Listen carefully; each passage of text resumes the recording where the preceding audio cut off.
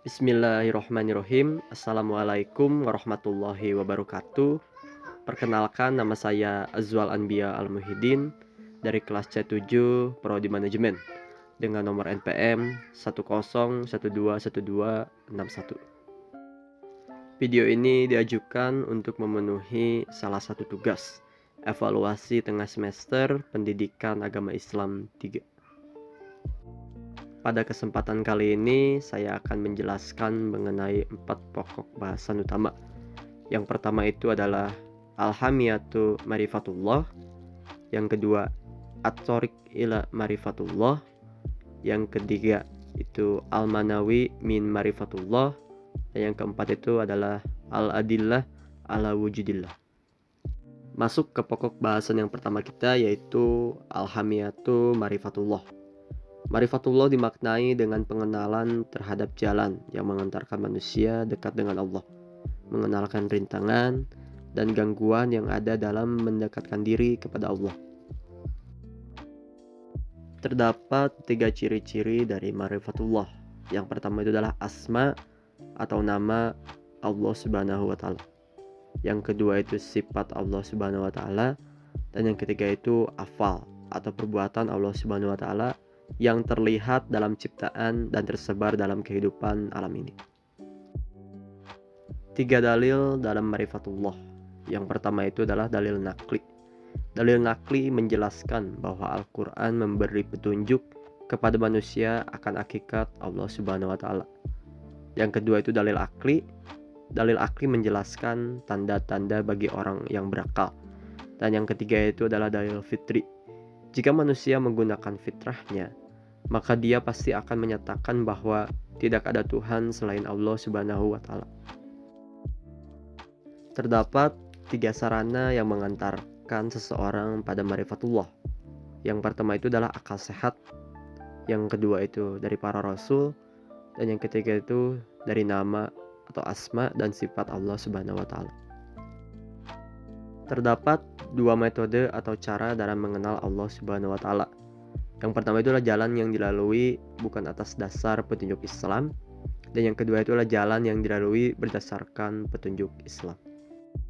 Dalam proses mengenal Allah tentunya terdapat beberapa jalan penghalang dalam Marifatullah, yaitu yang pertama adalah Al-Kubru atau sombong, Az-Zulmu atau zolim, Al-Kazibu dusta, Al-Fusuku fasik, Al-Kufru ingkar, Al-Fasadu atau fasad, Al-Ghaflah itu lengah, dan Katsratul Masyi atau banyak berbuat durhaka, dan yang terakhir adalah Al-Irtiyab atau ragu-ragu.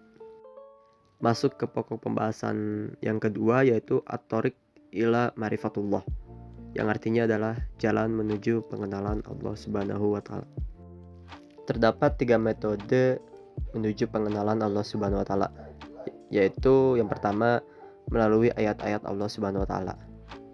Ayat kauliyah atau ayat yang turun dari Allah Subhanahu wa Ta'ala berupa wahyu yang disampaikan kepada Nabi Muhammad SAW yang terdapat dalam Quran surat At-Tin ayat 1-5. Lalu yang kedua adalah ayat kauniyah, yaitu adalah ciptaan Allah, yaitu manusia dan alam semesta, sebagaimana yang terdapat dalam Quran surat Ali Imran ayat 190. Metode yang kedua yaitu metode Islam. Yang pertama adalah nakli dan akal, sebagaimana dalam Quran surat Al-Mulk ayat 10, yang artinya adalah, dan mereka berkata, sekiranya dahulu kami mendengarkan atau memikirkan peringatan itu, tentulah kami tidak termasuk penghuni neraka yang menyala-nyala. Dan yang kedua adalah membenarkan, sebagaimana dalam Quran surat Al-Kahf ayat 37, yang isinya adalah, sungguh pada yang demikian itu pasti terdapat peringatan bagi orang-orang yang mempunyai hati atau yang menggunakan pendengarannya sedang dia menyaksikannya. Dan yang ketiga itu adalah menghasilkan iman. Metode yang ketiga atau metode terakhir yaitu metode selain Islam. Yang pertama itu adalah dugaan hawa nafsu, sebagaimana dalam Quran surat Al-Baqarah ayat 55, yang isinya adalah, dan ingatlah ketika kamu berkata, wahai Musa, kami tidak akan beriman kepadamu sebelum kami melihat Allah dengan jelas, maka halilintar menyambarmu sedang kamu menyaksikan. Yang kedua itu ragu-ragu, sebagaimana dalam Quran surat Al-Hajj ayat 55. Dan orang-orang kafir itu senantiasa ragu mengenai hal itu, Al-Quran, hingga saat kematiannya datang kepada mereka dengan tiba-tiba, atau azab dari hari kiamat yang datang kepada mereka. Dan yang terakhir itu adalah berakibat kufur, sebagaimana dalam Quran surat Al-Baqarah ayat 39, yang isinya adalah, adapun orang-orang yang kafir dan mendustakan ayat-ayat kami, mereka itu penghuni neraka, mereka kekal di dalamnya. Adapun sebaliknya, orang-orang yang kafir dan mendustakan ayat-ayat kami dan enggan bertobat, mereka itu penghuni neraka.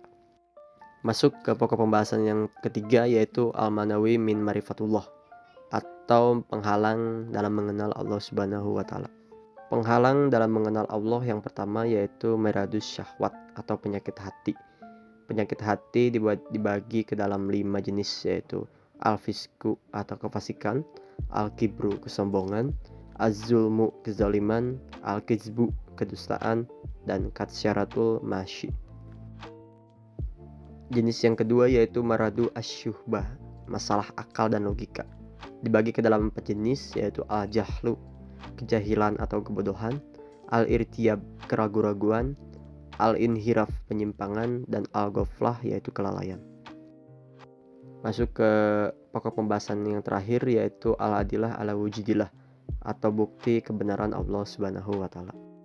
Terdapat beberapa dalil yang membuktikan tentang kebenaran Allah Subhanahu wa Ta'ala. Yang pertama itu adalah ad-dalilu fitri atau dalil fitrah. Fitrah yaitu keadaan asal ketika seseorang manusia diciptakan oleh Allah Subhanahu wa Ta'ala, sebagaimana dalam Quran surat Al-A'raf ayat 172, yang isinya adalah, dan ingatlah ketika Tuhanmu mengeluarkan dari sulbi, tulang belakang, anak cucu Adam keturunan mereka, dan Allah mengambil kesaksian terhadap roh mereka, seraya berfirman, bukankah aku ini Tuhanmu? Mereka menjawab, betul, engkau Tuhan kami. Kami bersaksi, kami lakukan yang sedemikian itu agar di hari kiamat kamu tidak mengatakan, sesungguhnya ketika itu kami lengah terhadap ini. Dalil yang kedua yaitu ad-dalilu hissi atau dalil yang dapat diindra. Mukjizat para nabi dan rasul yang telah disaksikan oleh manusia. Yang pertama itu seperti terbelahnya lautan pada masa Nabi Musa, dan yang kedua itu perahu Nabi Nuh beserta banjir besar yang terjadi pada masanya, dan lain-lain. Dalil yang ketiga itu adalah ad-dalilul akli, dalil yang dapat oleh akal. Yang pertama adalah teori sebab. Mustahil segala sesuatu yang ada di dunia ini ada dengan sendirinya. Yang kedua adalah teori keteraturan. Seluruh alam semesta itu bergerak dengan teratur, seolah-olah ada yang mengaturnya. Dalil yang keempat yaitu ad-dalilul nakli atau nash, pembuktian keberadaan petunjuk kitab suci, sebagaimana dalam Quran surat Al-A'raf ayat 54, yang isinya adalah, sungguh Tuhanmu adalah Allah yang menciptakan langit dan bumi dalam 6 masa, lalu dia bersemayam di atas arsy. Dia menutup malam kepada siang yang mengikutinya dengan cepat. Dia ciptakan matahari, bulan, dan bintang-bintang tunduk kepada perintahnya. Ingatlah, segala penciptaan dan urusan menjadi hak-haknya. Maha suci Allah, Tuhan seluruh alam. Dalil yang terakhir yaitu ad-dalilu tarik atau dalil sejarah, membenarkan sejarah kenabian hingga kini keberadaan, keagungan, dan kekuasaan Allah Subhanahu wa Ta'ala masih ditunjukkan, sebagaimana dalam Quran surat Yusuf ayat 111, yang isinya adalah, sungguh pada kisah-kisah mereka itu terdapat pengajaran bagi orang yang mempunyai akal. Al-Quran itu bukanlah cerita yang dibuat-buat, tetapi membenarkan kitab-kitab yang sebelumnya, menjelaskan segala sesuatu dan sebagai petunjuk dan rahmat bagi orang-orang yang beriman. Terima kasih banyak atas perhatiannya. Sekian yang dapat saya jelaskan, semoga bermanfaat. Mohon maaf bila banyak kesalahan. Assalamualaikum warahmatullahi wabarakatuh.